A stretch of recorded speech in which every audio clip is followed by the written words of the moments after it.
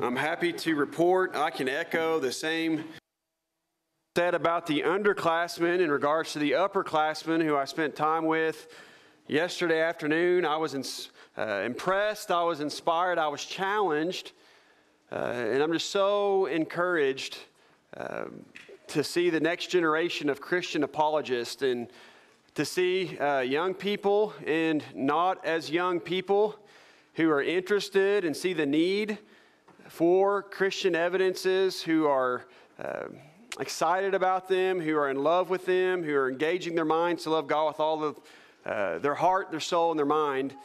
And I'm just so, it's like when we've seen people obey the gospel yesterday, and you see that initial enthusiasm and that initial zeal and the initial fire and interest, and it's convicting, and it's inspiring, and it's motivating not to take things for granted that maybe you've been taking for granted. And so to see your fire, your interest, your zeal in these evidences has reignited a flame within me and has fanned that flame, and for that I am truly grateful to each of you. I want to thank the elders, the leadership, and the congregation here for extending an invitation for my family and I to be here, for recognizing the importance of presenting this information, this material, and as seems to always be the case, my family and I will leave here feeling like we have taken and we have received so much more than we've given, and for that we are truly grateful. We've tried to give a comprehensive coverage and treatment of Christian apologetics, some of the classic areas and classic cases.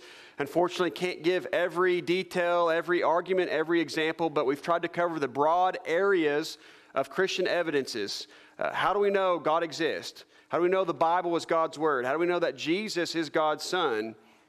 And this morning we want to finish this series by looking at the rock on which the church is built and making from the sermon Peter gave 2,000 years ago the same case for Christ. In Matthew 16, beginning verse 13, when Jesus came to the coast of Caesarea Philippi, he asked his disciples, saying, "Whom do men say that I, the Son of Man, am?"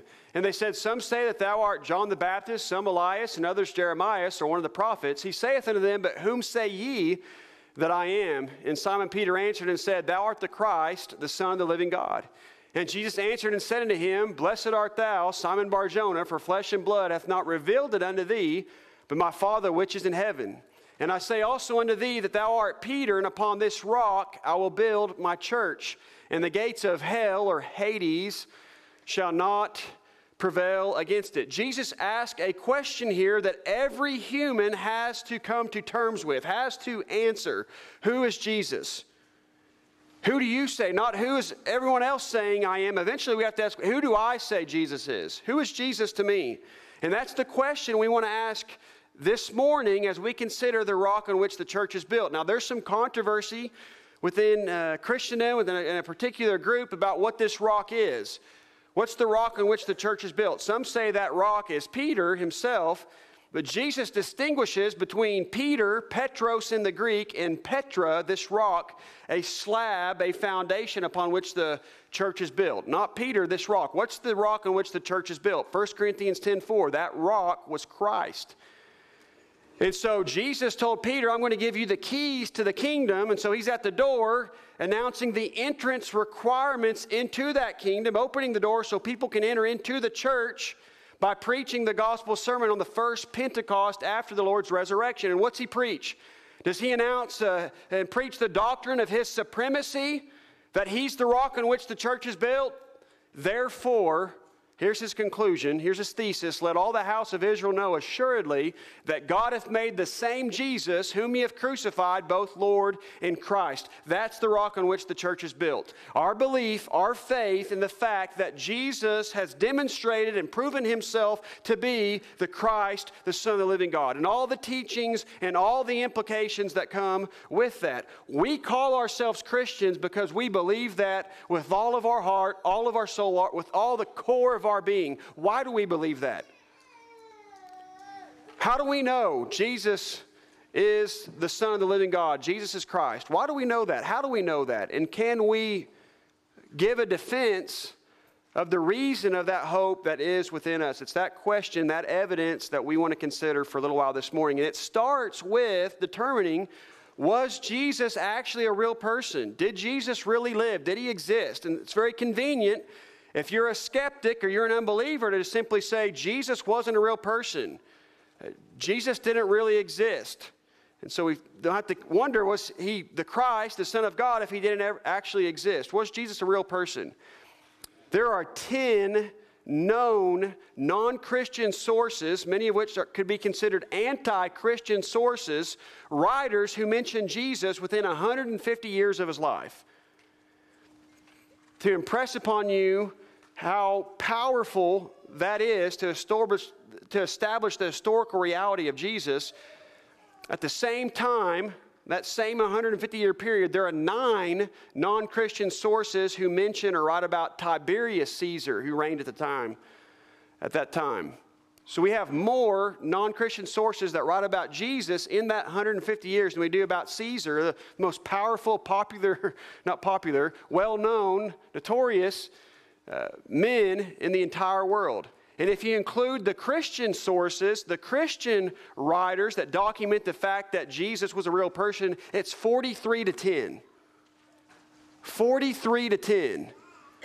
We have Jewish historians who testify, enemy testimony, a very powerful and making a case, who testify to the existence of Jesus. Josephus, famous Jewish historian, documents the fact that he performed surprising feats, we would call miracles. Pilate, key details in the New Testament account, Pilate condemned him to be crucified. On the third day, he was said to have been resurrected according to prophecy, and Christianity says hasn't died out yet. He also makes note of the fact that James, the brother of Jesus, again confirming details from the New Testament, was executed, that the high priest took advantage of a gap in Roman rule. When Festus, the governor, died suddenly, there was a 3-month gap before the new governor could get to Judea. And during that time, that allowed time for the high priest to do his dirty work and execute James, the brother of Jesus. The Jewish Babylonian Talmud takes note also of the Lord's existence. It gives a corrupted version of his birth, also describes his miracles as magic, admits that he did things that were hard to explain, records that he claimed to be the Son of God. This wasn't a later tradition. That's a popular, Jesus seminar and movies and things that try to say, well, they added these things. Jesus didn't say that. And we've talked about the reliability of the New Testament, how we know it was transmitted. And that's exactly what he said, and that's what they wrote. We've talked about that testimony already, but there's this idea that's popular that Jesus never really claimed to be the Son of God. Didn't think that was something that was added by Christians later and inserted into his story. And yet we see enemy testimony that Jesus claimed to be the Son of God. And it mentions his execution on the eve of the Passover. We have Gentile historians. Pliny the Younger, he wrote to his friend, the Emperor Trajan, asking for advice on how to deal with these Christians, this new sect, this group, that he says, I give them 3 chances to recant, and they won't, because they're convicted, they're convinced that Jesus is Christ, the Son of God, that he rose from the dead, and they're willing to die for that. I give them 3 chances to recant, and they don't, so I execute them, and I'm killing men, women, young, old. I'm getting tired of this. And so he's asking for advice. How do I deal with them? How do I treat them? And he also gives details about their practices. They made it their practice to meet on a certain day and sing hymns to Christ as if to God. Again, not a later embellishment or tradition that found its way into this sect, but from the very beginning, they regarded Christ to be God because he proved himself to be God through this evidence, ultimately through his resurrection. That's why they're worshiping on Sunday, on the first day of the week from the very beginning, because that was the core, that was the central message of Christianity. Tacitus, who refers to Christus, who in the reign of Tiberius as emperor was condemned to death by the procurator Pontius Pilate. We talked about evidence for this character, Pontius Pilate, that's been found, the pavement, and that there's historical evidence, the writings of Josephus and Tacitus, that confirm his existence in that detail as well. He also gives information about the practices of the early Christians and their devotion. that they were willing again to die for these beliefs because they believed they saw Jesus. How do you account for this type of movement and the rapid growth and spread of this movement that was based on a crucified man? And they couldn't account for it. They're perplexed. They can't. How do you account for that? The only explanation, the only adequate explanation is he wasn't just a crucified man. He was a resurrected man that proved and demonstrated himself to be God. And so we have enemy outside testimony, not only that Jesus was a real person, but that his followers were willing to die for him. That's a historical fact. That these early Christians claimed to see Jesus, and they believed that to the core of their being so much they were willing to die for it. To die for believing and proclaiming that message. The historian Thales, unfortunately these quotes or writings were lost to us, but remember the name of Africanus is referring to what Thales wrote, and that Thales believed that the darkness that covered the land during the crucifixion of Christ was due to a solar eclipse, which actually is an inadequate explanation for that darkness. But the fact that we have people who document enemy testimony that documents the fact that there was darkness covering the land during the crucifixion is amazing testimony. 39 ancient sources corroborating more than 100 facts concerning the life, the teaching, the crucifixion, the resurrection of Jesus. How could non-Christian writers collectively put together a storyline that matches the New Testament if Jesus wasn't a real person? And what does that say about the reliability of the New Testament? That it's confirmed time and time again by enemy testimony. What's so amazing about these areas of apologetics is they all tie together. The supernatural attributes and characteristics of the Bible are additional evidence for God's existence. The supernatural characteristics and qualities of Jesus prove God exists, He's God in the flesh, and prove and authenticate the reliability of the New Testament and the gospel accounts and biographies of His life. And so here's the point about this enemy testimony of these historians. While they were mistaken about who He was and is, they documented that He was. They give us historical evidence to establish the fact that Jesus was a real person. Our entire calendar system is based upon the fact that God became a man in a moment of time. So who is Jesus? That's the question. Who is Jesus? We could ask the prophesied forerunner of Jesus, John the Baptist. Who is Jesus? Behold the Lamb of God. And I saw and I bear record that this is the Son of God. We could ask Jesus Himself. Who are you?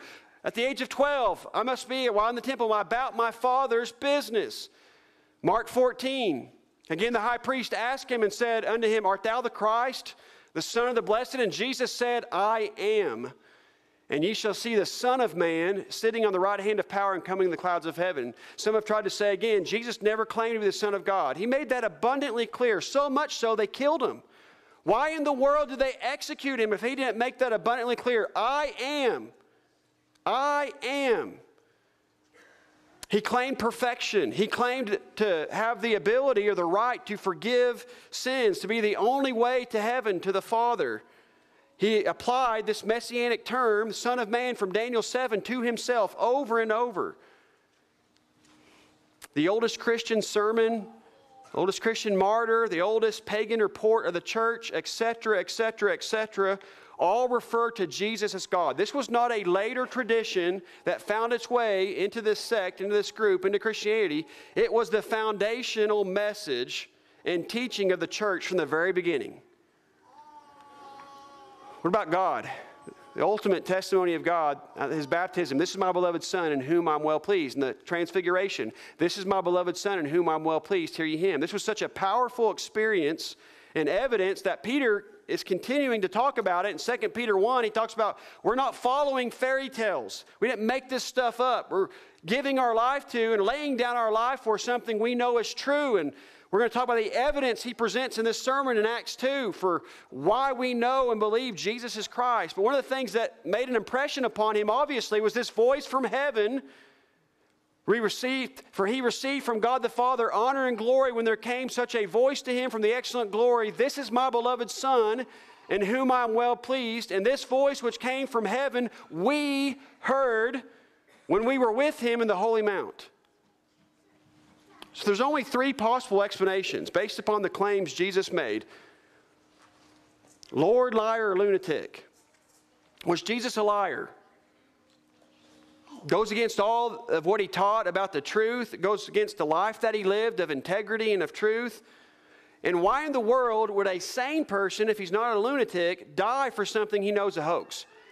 If you're claiming to be the Son of God, you know that's either true or not true if you're not crazy. And if he's not a liar, why would you die for something, the most excruciating death imaginable? Why would you die for that if you know it wasn't true? Liars make bad martyrs. And if Jesus was lying and made all this up and manipulated more people in the history of anyone in the world and tricked this and produced this amount of fruit, he deserves an Oscar.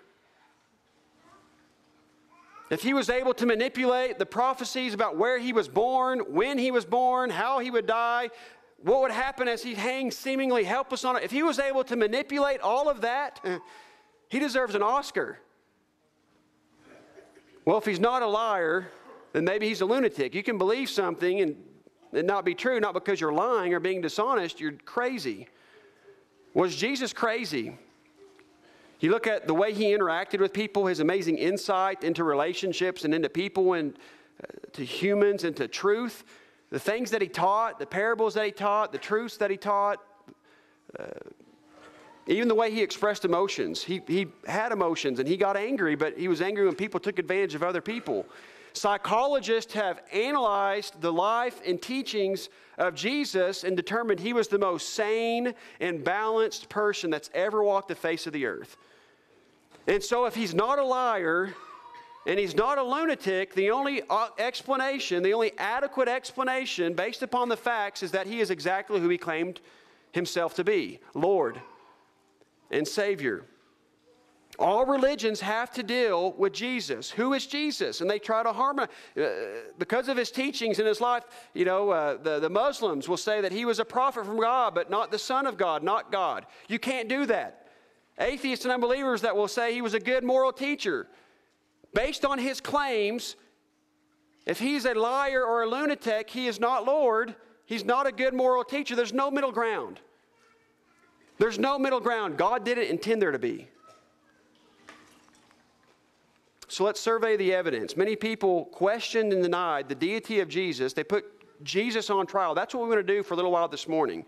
We're going to look at the testimony, interview the eyewitnesses, survey the evidence, and render a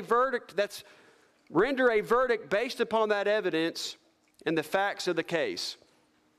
And so when we look at the case for Christ that Peter presents in that gospel sermon in Acts chapter 2, he talks about the miracles Jesus performed. He talked about his works.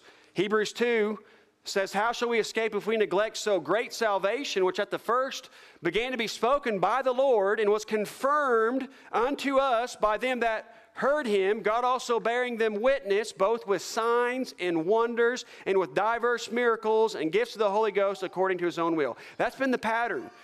God authenticates his message and the messenger delivering the message, that what that person's doing or teaching is by the authority of God through miracles. We see that going back to Moses with the Egyptians and the rod, that he authenticates the message and the messenger with miracles that prove that what they are doing and teaching is by the power of God. And so we would expect when the Messiah came, he would perform miracles. What's a miracle? There's a lot of controversy and confusion about how we, again, define terms. What's a miracle? A miracle is a supernatural event that defies natural explanation.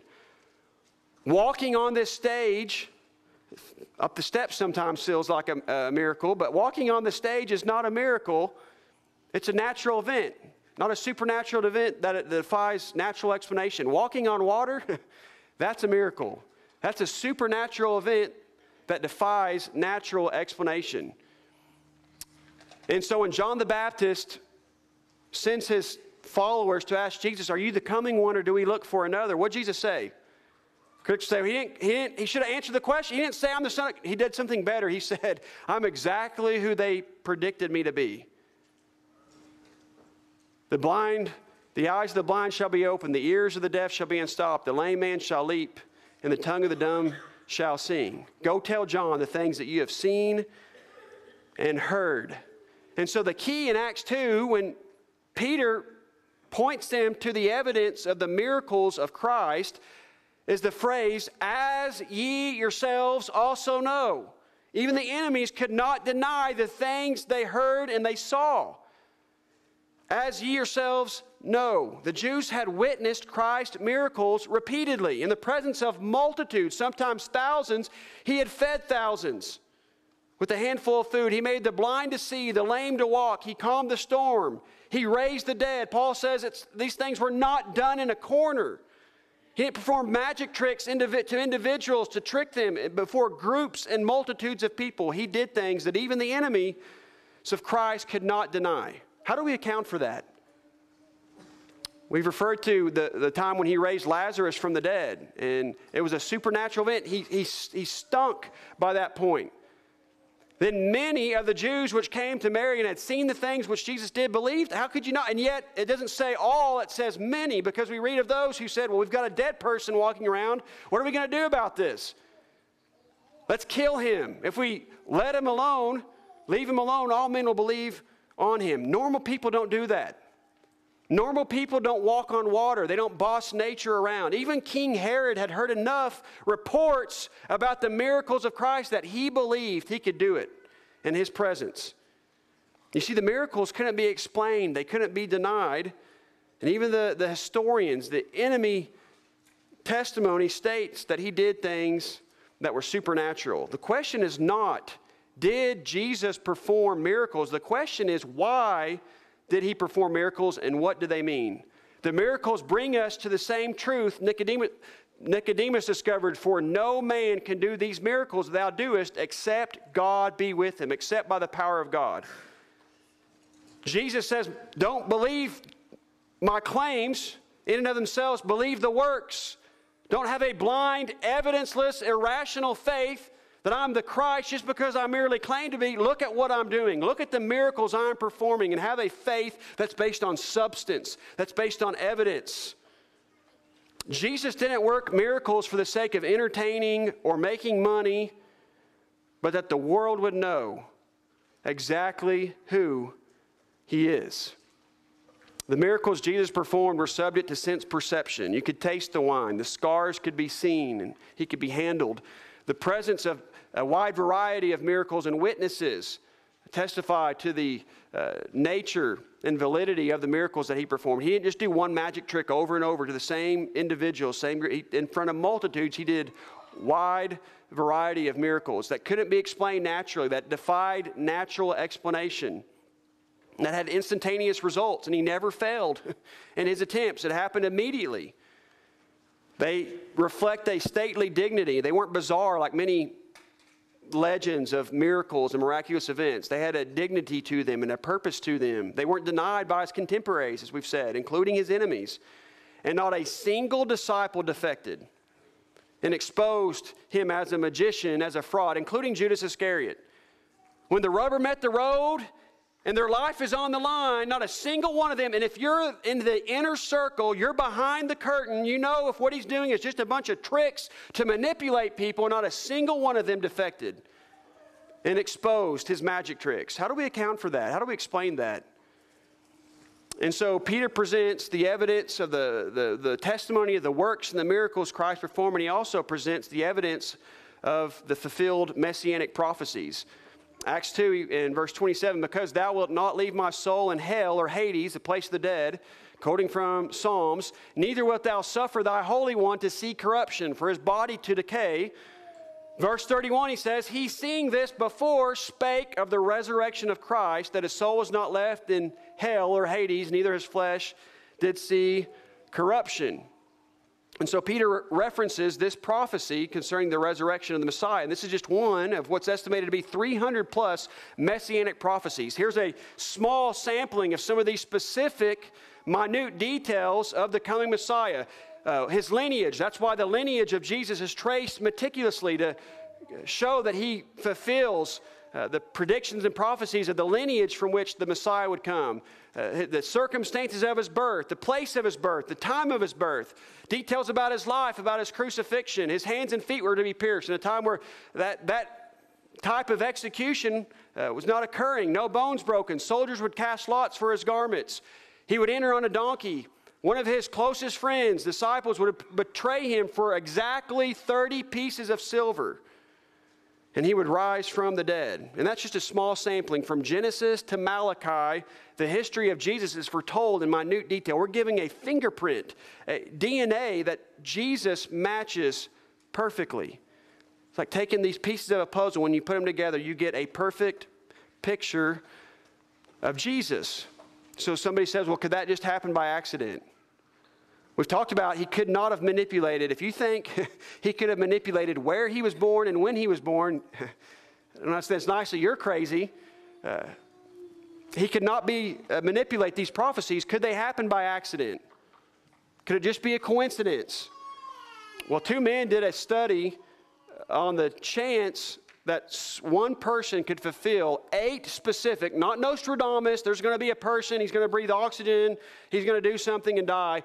8 specific prophecies like we see regarding the Messiah by chance, and they said it would be 1 times 10 to the 17th power. And we've talked a lot about probabilities, and it's hard to wrap your mind around these 10 to the 17th power. So I appreciate illustrations that are given to help us comprehend how improbable these things are. These men gave the illustration, if you took the state of Texas, which as we know is a very large state, and you covered it to a depth of 2 feet with silver dollars, and you marked 1 silver dollar in that pile, and you blindfolded someone and turned them loose in the state of Texas, the chance that that person would blindly find that 1 silver dollar in that pile is 1 times 10 to the 17th power. Now compound that, multiply that by 300 plus, we might as well say a Google or infinity.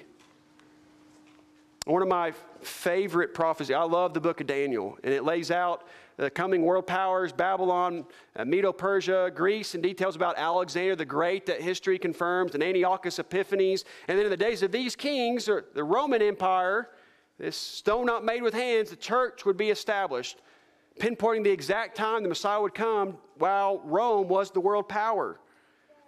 And it gets even more specific in chapter 9 by giving us the exact year in time this would happen. And what I believe is one of the most amazing prophecies in the entire Bible. 70 weeks, it's known as the prophecy of 70 weeks. The word translated weeks in the Hebrew is Shabuah, which just means 7. So it often was translated weeks because there's 7 days in a week, but it doesn't necessarily have to mean weeks. 77s are determined upon thy people and upon thy holy city to finish the transgression and to make an end of sins and to make reconciliation for iniquity and to bring in everlasting righteousness and to seal up the vision and prophecy and to anoint the most holy.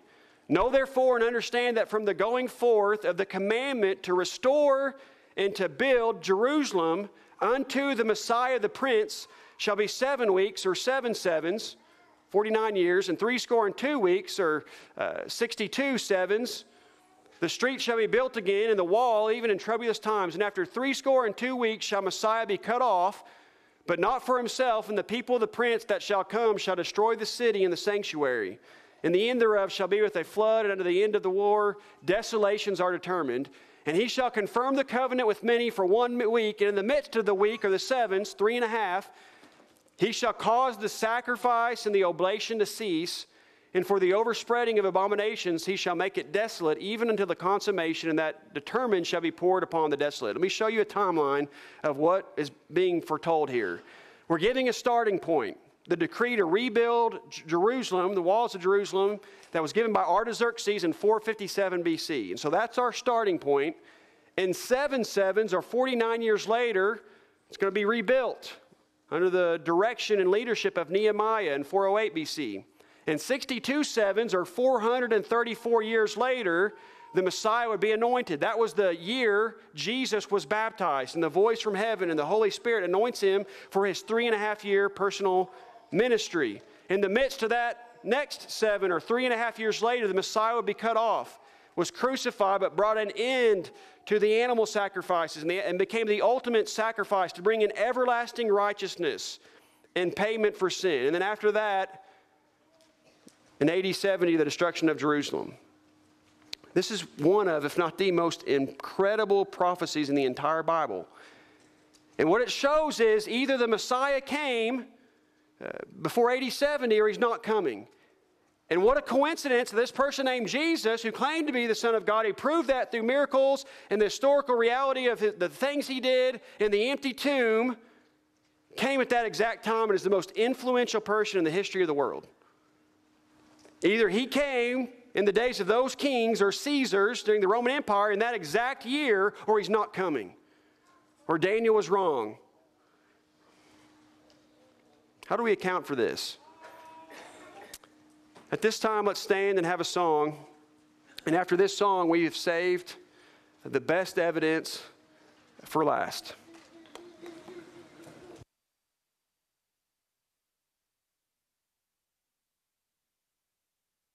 The song will be 866. 866. Again, the foundation, the heartbeat of the Christian faith and early tradition, the ultimate evidence, the mic drop, if you will, was that the tomb is empty.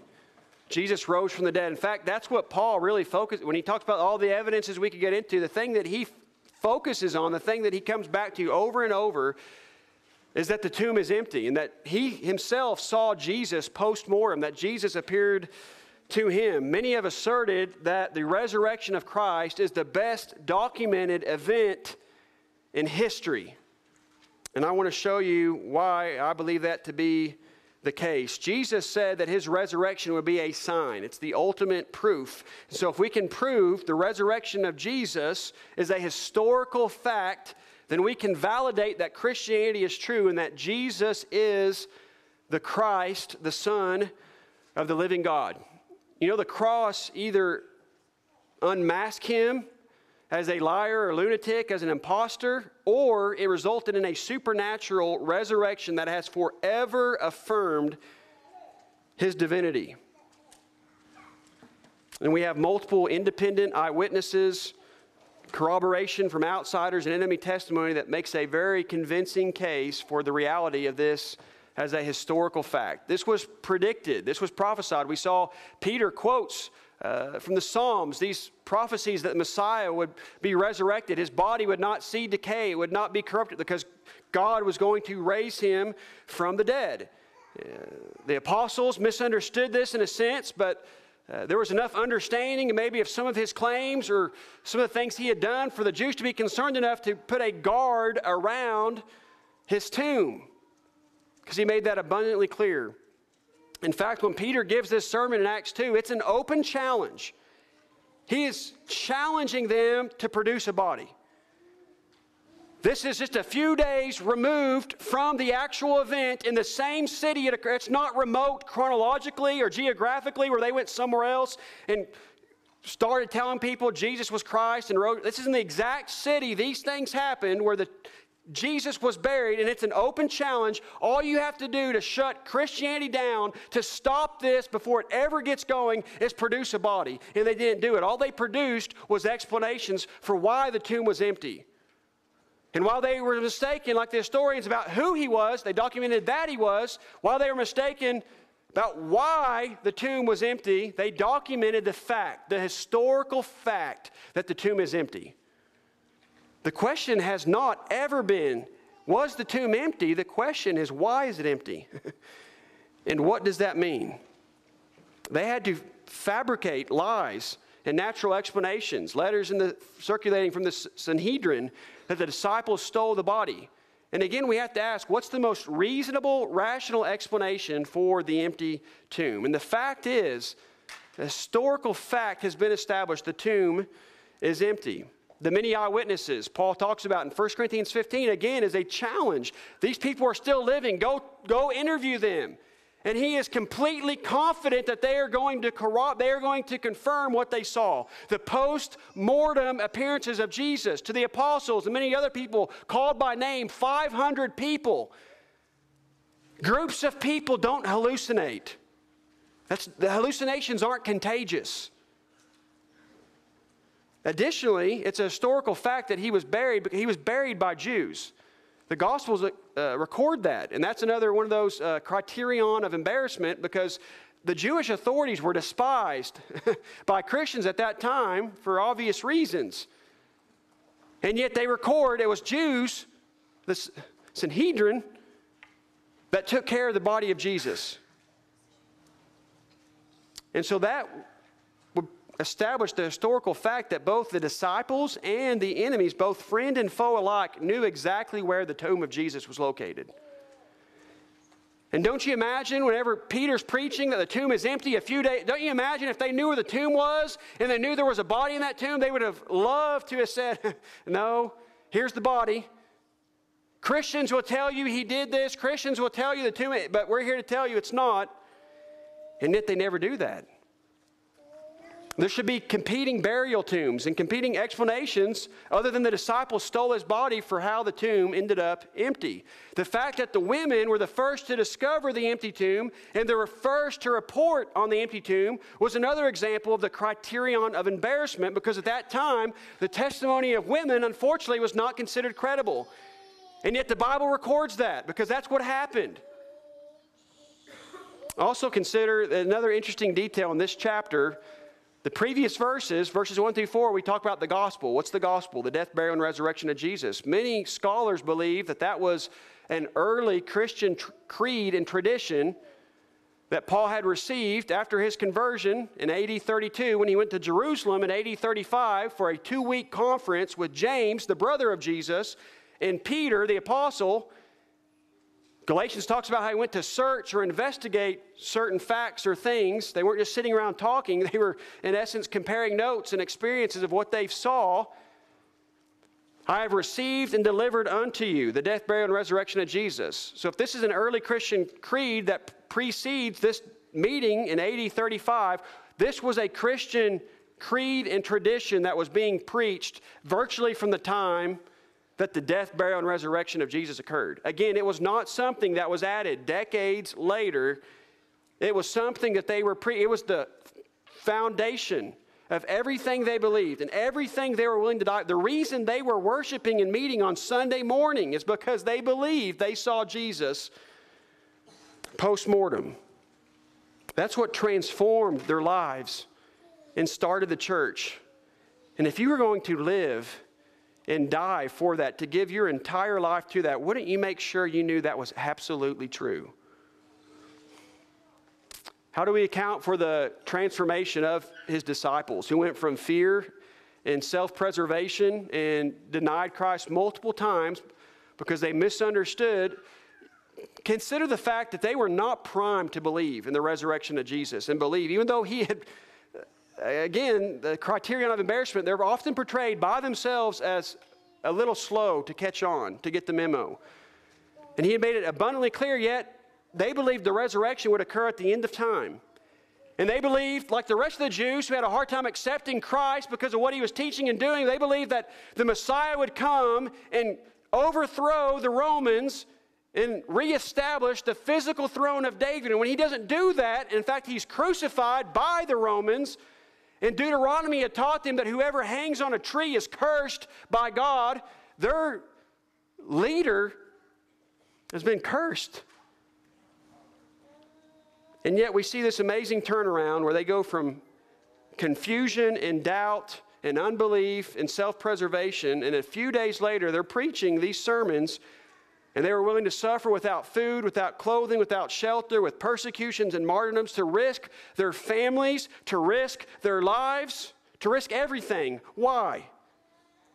Because they were completely convinced. And it's that conviction that's required for us to be willing to risk everything. Somebody says, Muslim terrorists will die for their beliefs. You know what the difference is? They're doing so based upon the testimony of other people, not their own eye. The disciples did this based on what they saw. And if it's based on what you saw, you know that's either true or it's not true. When you say that I'm going to die because I saw Jesus post-mortem, you know that's either true or not true. And the historical fact is they all died for their belief, maybe the exception of John in regards to the disciples. They all died for their belief that Jesus Christ appeared to them after his death. You've got a dozen at least and more credible eyewitnesses with no ulterior motives, nothing to gain, everything to lose, who all agree they saw the same thing with their own eyes and they're willing to suffer and die for it. Liars make bad martyrs. How do we account for this? They pass what's known as the criterion or test of credible witnesses, the intention test. Did they intend to record the truth, to record the facts? And we've talked about the testimony of women and the way they portray themselves, embarrassing details, and the introduction to their accounts that make it clear they had every intention of recording exactly what happened. That's what their master called them to do and modeled for them to do. And they died. They lived and died lives of integrity. What about the character test? They lived and died for their principles, for that character. The consistency test. Are there discrepancies? We talked about that yesterday. How do you account for the fact in all of these biographies and details, not a single one of them contradict what happened? There's enough difference so that you know they didn't copy each other and they're independent eyewitness test, but there's not a single legitimate contradiction or discrepancy. How do we account for that? The bias test. Were they biased? What in the world did they have to gain? They lost everything from a human perspective, from a temporary perspective. The cover-up test, that's the criterion of embarrassment, where you're going to cover up certain things that happened, certain things Jesus did, or sayings of Jesus that weren't popular, that you wouldn't want to, if you were making up a story, you wouldn't want to put in there. Again, details about the women's testimony and details about their own unbelief. They passed that test. The corroboration test, historical discoveries and archaeology that confirms time and time again. Luke and the other writers of these biographies got every detail right. Never made a mistake. And if we can trust them in the insignificant details, why not the significant details? The adverse witness test. Are there other witnesses to these events that are enemies, that are skeptics and unbelievers, that if these things didn't happen, if he didn't perform miracles or the tomb wasn't empty, would be more than willing to speak up and say, that's not what happened. And yet they actually corroborate the details. Again, this took off. Christianity took off like wildfire in the very city these things happened. At the very time, essentially, these things happened. How do we account for that? The conversion of enemies like Paul, who's not going to have a hallucination of Jesus on the road to Damascus to destroy the church. And yet he turns a complete 180, so much so that the Jews want to kill him because it's hard to account for. How do you explain? Paul himself says, I saw Jesus, and it changes everything. Changes everything. What about conversion of skeptics from his own family? And that's another criterion of embarrassment. Why would you include details that says, you know what, his own family didn't believe him? James, his brother. And why? People say, why wouldn't they have believed? All the things, some obvious maybe explanations. Sibling rivalry, there's my perfect brother. Again, embarrassment, trying to fit into your culture where people are asking, what's your brother saying? What's your brother doing? And yet we see James also turns a 180 from skepticism and unbelief to become one of the leaders in the church of Jerusalem. So much conviction and faith that he dies for it. Josephus confirms that fact, that James, the brother of Jesus, died for his belief that he saw Jesus, his brother, post-mortem.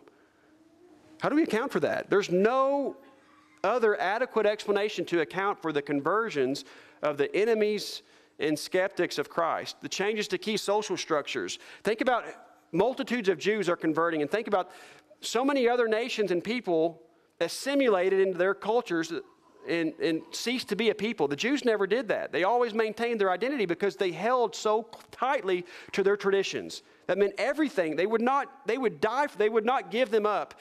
And yet we see multitudes of Jews throwing aside everything they held dear, everything they've been taught, the day of worship, the keeping of the Sabbath, animal sacrifices, the law of Moses with the new covenant. How do you account for that? How do we explain that? In the emergence of the Church of Christ within 20 years, the whole world, into Caesar's palace in Rome itself. They turned the world upside down, conquered the entire world, including the Roman Empire. If you're an alien looking down on the first century, who's going to win? And you're watching this, a ragtag group of fishermen who are preaching a crucified carpenter from Nazareth, that they saw him after he died. Who's going to win? The Roman Empire or Christianity? How do you explain Christianity won? So here's the facts. Confucius' tomb, it's occupied. Buddha's tomb, it's occupied. Muhammad's tomb, it's occupied. They make pilgrimages. The reason Jesus' tomb did not become a shrine from the very beginning is the fact that he is not there. I am crucified with Christ, nevertheless I live, yet not I, but Christ liveth in me, and the life which I live in the flesh, I live by the faith of the Son of God who loved me and gave himself for me. So it's known as personal apologetics. I know he lives not only because of the historical evidence and physical evidence and the testimony. I know he lives by experience. I've encountered him. I've seen him in a sense myself. And I know he lives because he lives in me and he lives in you. Critics don't like to admit it, but they cannot deny the fact that Jesus has had a greater impact on the world than any single life in all of human history, and it's not even close. He's the most influential person that's ever lived, and I believe, and my faith grows because I see Jesus living in me, and I see Jesus living in those all around me. And I can't account for that but by the power of God. What he's done in my life, and what he continues to do in my life and others' lives. Jesus has moved and influenced and changed history like nobody but God could. Without weapons and armies, he has conquered more souls than anyone who's ever lived. And I can only account for that but by the power of God. And so these are the facts of the case. We talk about proving God's existence, proving the Bible is God's inspired word, proving Jesus is God's Son. And what you have to do is you take all the circumstance, all the evidence, all the facts, and you have to weigh it and say, what's the best, most plausible explanation? Following the law of rationality, drawing only such conclusions that are warranted by the evidence. What verdict does the evidence warrant? How do we best account for the empty tomb? These are the facts of the case. Jesus was a real person. And the evidence is so compelling that there are fewer and fewer scholars who will even argue that. Jesus fulfilled 300 plus messianic prophecies that could not have been manipulated, that could not have been fulfilled by chance. He performed miracles that even his enemies said he did things that we cannot account for. His tomb is empty. That is a fact of history. Jesus' disciples died for their belief that they saw him post-mortem. That is a fact of history. Many of his former enemies and skeptics converted. And Jesus is the most influential person who has ever lived. And it's not, how do we account for these facts? What verdict does the evidence and the facts of the case demand? And what would you expect? If God became man in a moment of time, if the fullness of God dwelt in him bodily, what would you expect? A unique entrance into human history? Check. Supernatural acts? Check. The greatest words and the greatest story ever told? Check. The greatest life ever lived? Check. A universal and lasting influence 2,000 years later? Check. Perfection. Which of you convicteth me of sin? Who can say that? I can't. Who can say that but God? And here are the implications. We've talked all week. There are implications. It cannot be just interesting information, or we've wasted our time. What are the implications? What does this mean? It's not just about information. What's the implementation? If Jesus has demonstrated and proven himself to be the Son of God, his teachings are more than just good ideas. He's not just a good moral, it's not suggestions. He must be my standard of how I live my life. Right now. He's alive today and available for me to have a relationship with right now. He's made eternal life possible by defeating death and conquering death and triumphing over death through the resurrection. And that's not just good news, that's great news. He was a human and understands what it's like to be me. Where is God? We talk about right there. He's been there. He's right there. And he can help me with whatever I'm facing. He's the only way to the Father. Jesus made that. I'm not a way, relativism, plural. I'm not a way, I'm the way. No one comes to the Father but by me. And finally, if Jesus is the Son of God, I have to become his disciple, his follower by being obedient to him. What must we do? They're convinced by the evidence, by the testimony, the case for Christ. What must I do? What must, essential, I, personal responsibility, do? You got to do something to be saved. And what did Paul tell them? Or what did Peter tell them? Not to pray a prayer, or you don't have to do anything. Repent and be baptized, every one of you, in the name of Jesus Christ, for the remission of sins, and ye shall receive the gift of the Holy Ghost. And if you haven't done that this morning, we would encourage the best, most important decision you could ever make in your life. And make that decision. Know, if you know this morning, intellectually, with all of your mind, that Jesus has proven himself to be the Son of God. The evidence is overwhelming. And I've wanted you to feel that this week. I hope you feel overwhelmed this week to create that impression. But if you know your faith in an object is not misplaced, it's based upon the object, not the subject, not subjective. If you know objectively your faith in an object is warranted, is warranted and justified, then you have to make the decision to really know it. And that's not just knowing it intellectually. The Bible talks about knowing someone and through experience. You have to take the step based on the evidence and the testimony to really know Jesus. And the only way you can do that is through experiencing Jesus, relating to Jesus. And then you know what's known as personal apologetics. You'll know that he lives. You cannot deny that he lives. He has never let me down.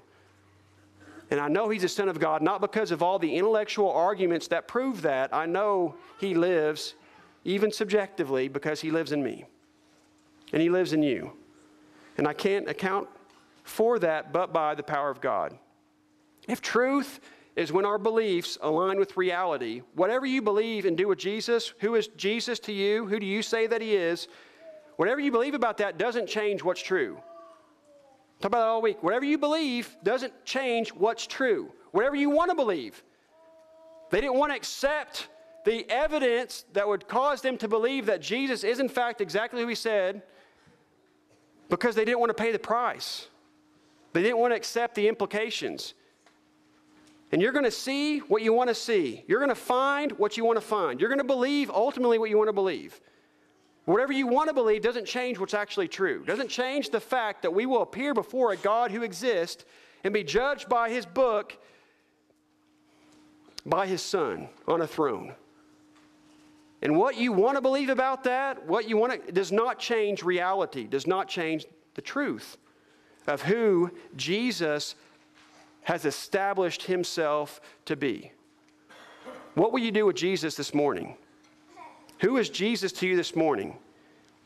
If you believe and you need to confess him and experience him in baptism, to walk with him in newness of life, make that decision, the most important, best decision you'll ever make.